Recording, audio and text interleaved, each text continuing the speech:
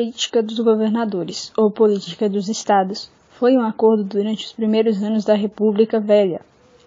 Este acordo consistia basicamente na troca de favores.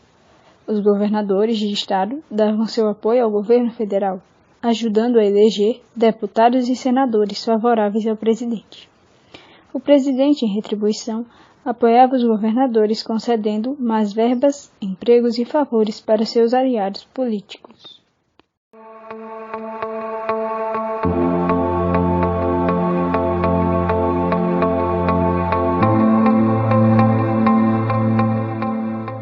O objetivo é a preservação do poder político nas mãos das oligarquias dominantes. Tal fenômeno foi sustentáculo da política dos governadores e da República do Café com Leite. Já o clientelismo, ele é a troca de bens e serviços por apoio político, sendo a troca de algo implícito ou não. O clientelismo, ele denota a prática de distribuir empregos, favores e outros benefícios aos seguidores. Voto de cabresto. Bem, o voto de cabresto é um antigo sistema de controle abusivo e arbitrário, praticado durante o período conhecido como coronelismo. Assim, a expressão voto de cabresto é um tipo de voto feito sobre o controle de alguém. Naquela época, os coronéis praticavam diferentes tipos de manipulação aos eleitores, que por eles eram comandados, que podia ir desde a compra de voto, a troca de favores ou até mesmo do uso da violência física e a ameaça de morte. Então, nas áreas que eram controladas pelos coronéis,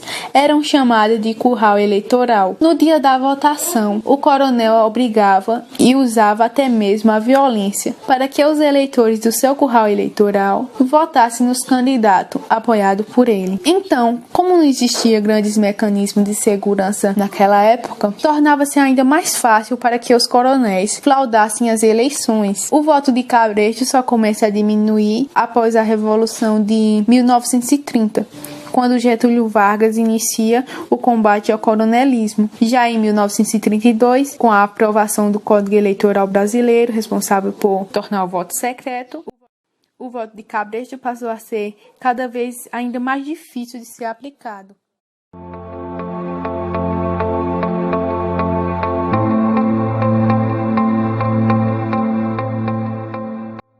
Na região oeste e nordeste de São Paulo, as fazendas se reorganizaram para o plantio do café, construindo terreiros para secagem dos frutos, túneis para o armazenamento dos grãos secos, casa de máquinas além das plantações e da residência da família do fazendeiro.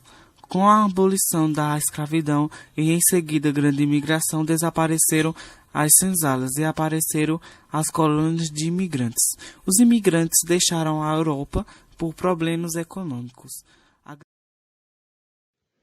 As atividades urbanas. Na área urbana podemos enfatizar 3 tipos de atividades econômicas que prevalecem. Indústria, a atividade que transforma a matéria-prima da natureza em produtos industrializados. O comércio, a atividade de compra e venda com o objeto de obter lucro. E a prestação de serviços, a atividade necessária para o funcionamento de outras atividades.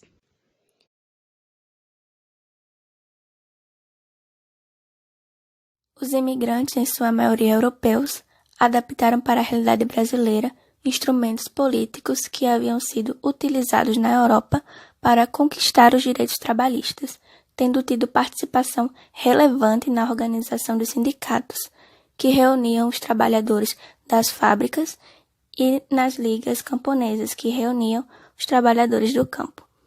Por meio dessas organizações coletivas, exigiam a nível local, estadual e nacional que houvessem salários maiores, condições dignas de trabalho e formas de atender aos trabalhadores que houvessem se acidentado ou adoecido, e ajudaram a constituir os direitos trabalhistas no Brasil.